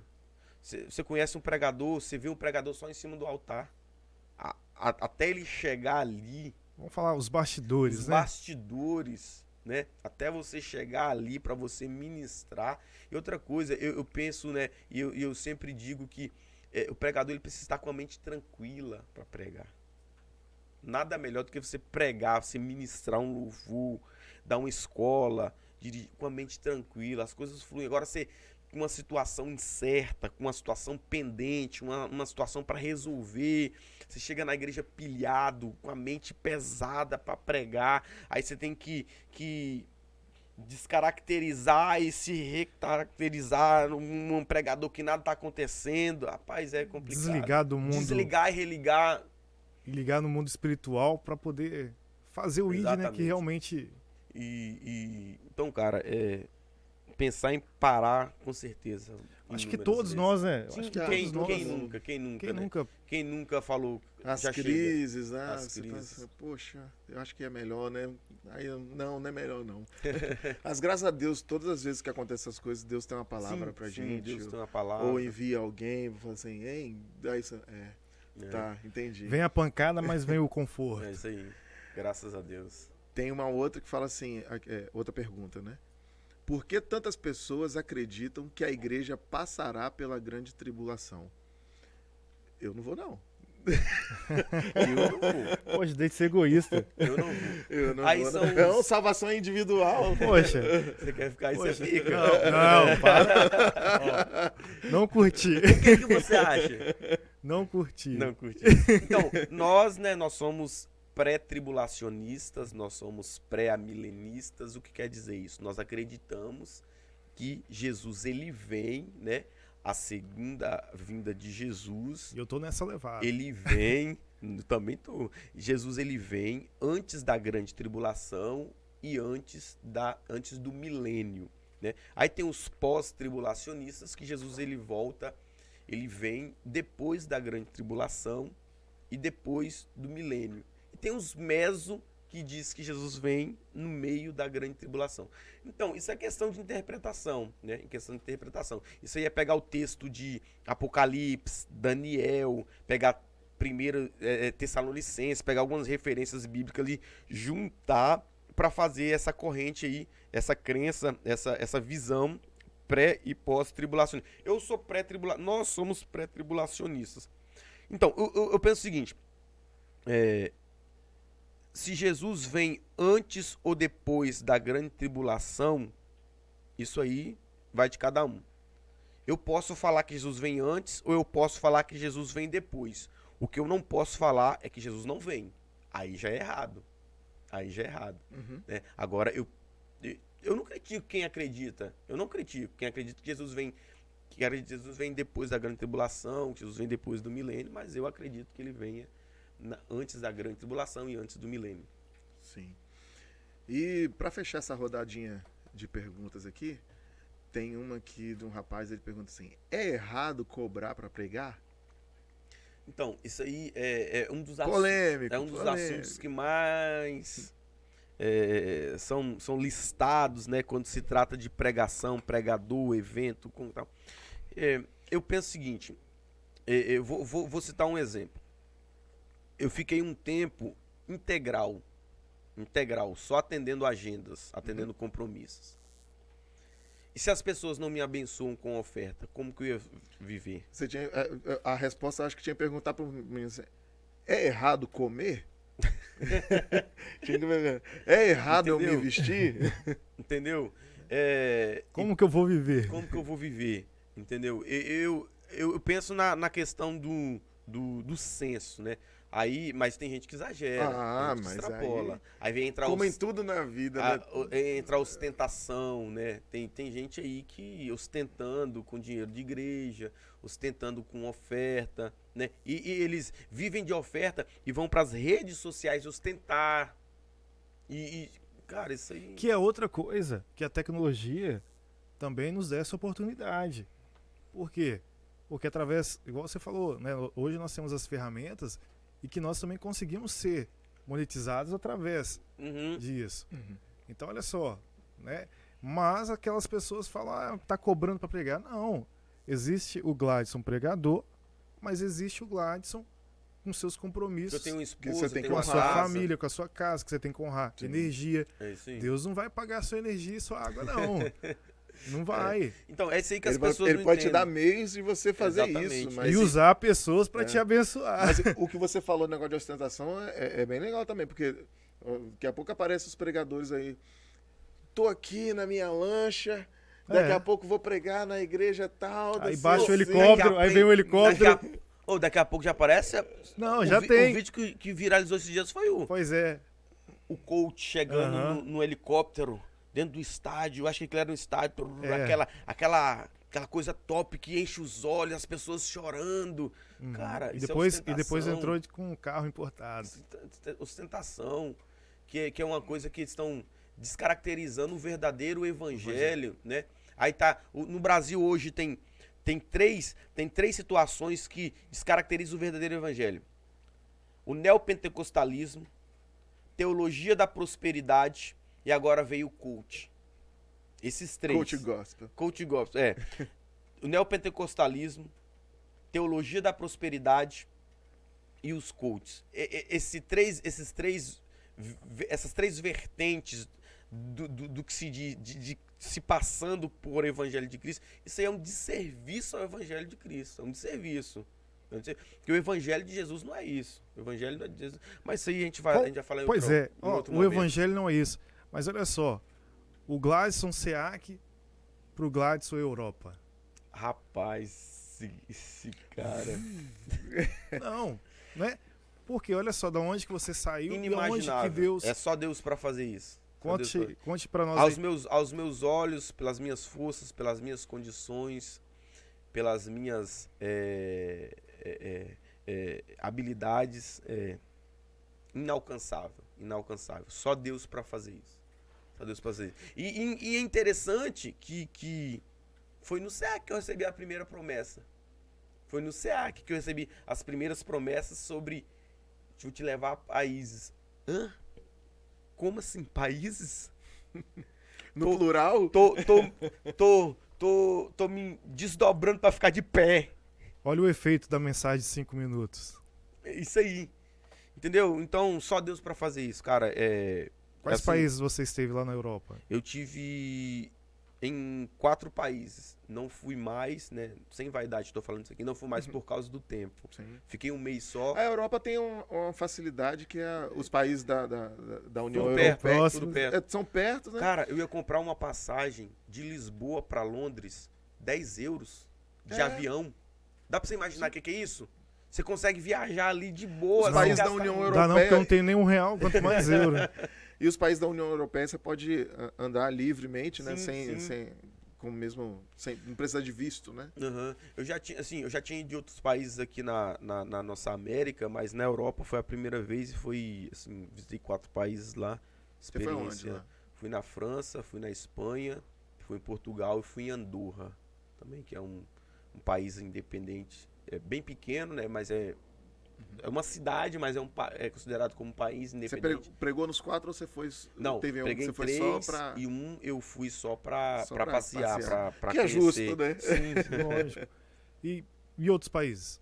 Eu Sem fui, ser já da fui América já fui na, não, na Europa foram só esses 4, mas na nossa América aqui eu já fui no Paraguai, na Argentina e no Uruguai. Você fala outra língua? Só língua estranha. Não, eu falo não. Não. Quem dera. E A gente tenta arrastar num.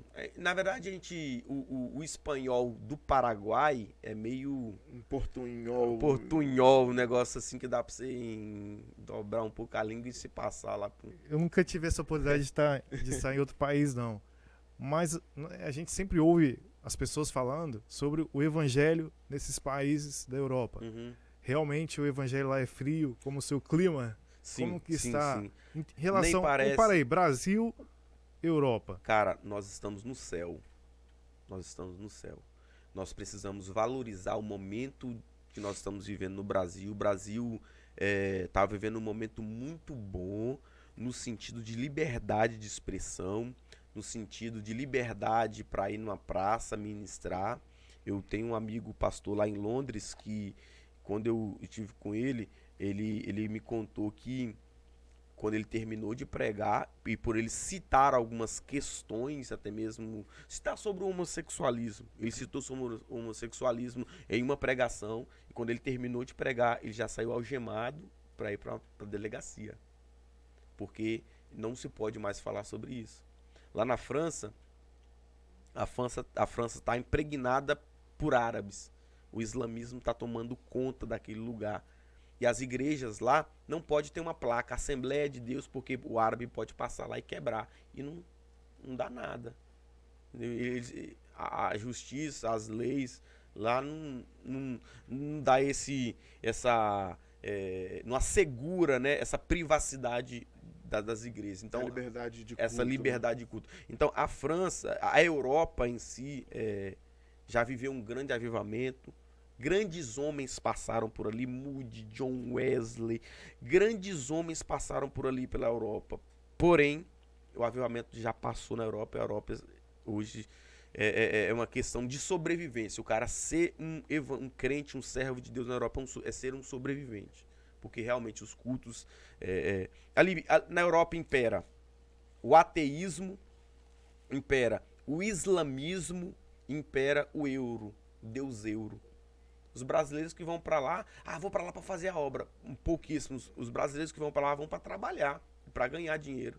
E quando o cara acorda, ele tem 3 meses que ele não foi na igreja. 3 meses que ele não foi cultuar. E o cara que não tá cultuando, o cara tá frio. Não vem com esse negócio, não, tô longe da igreja, mas não tô longe de Deus.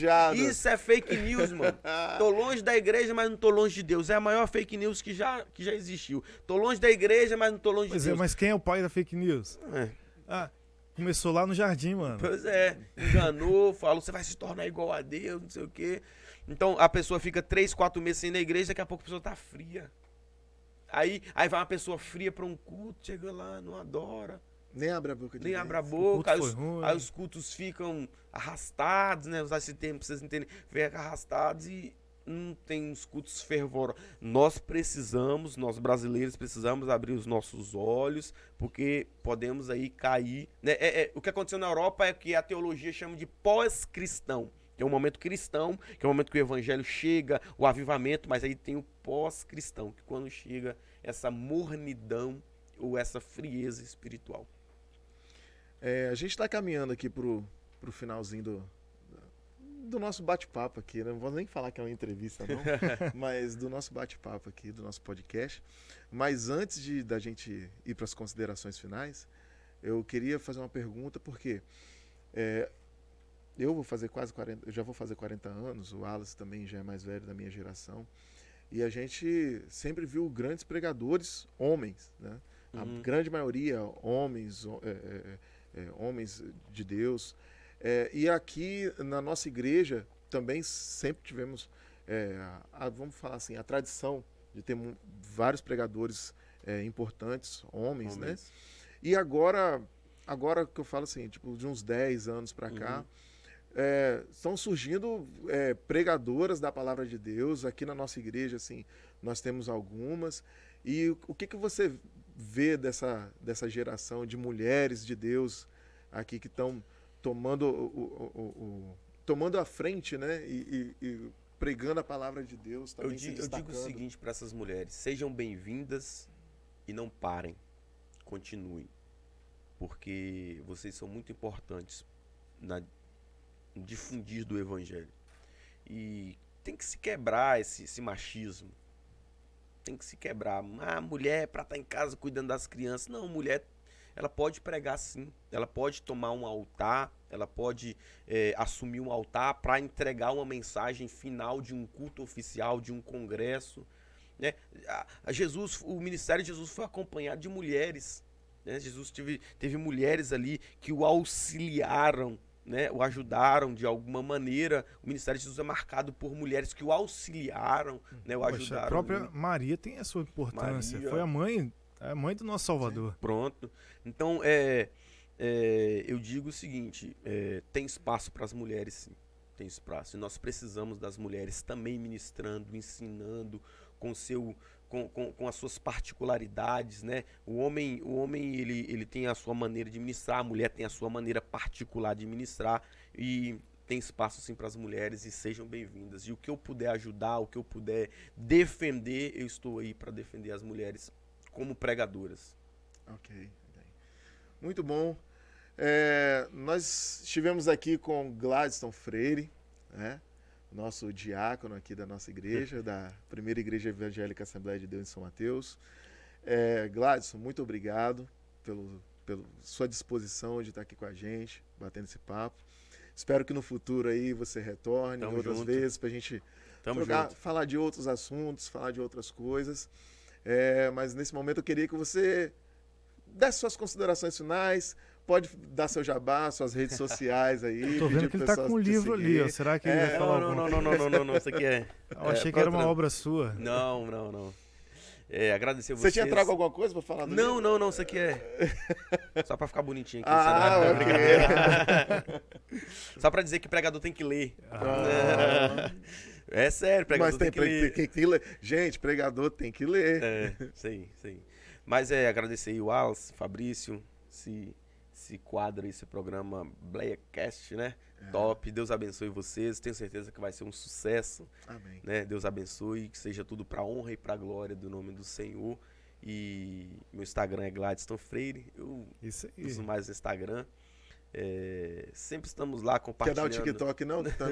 Rapaz, eu vou excluir aquele negócio. Eu falei, você criou um TikTok e não tem nada lá. Pra que você fez aquilo?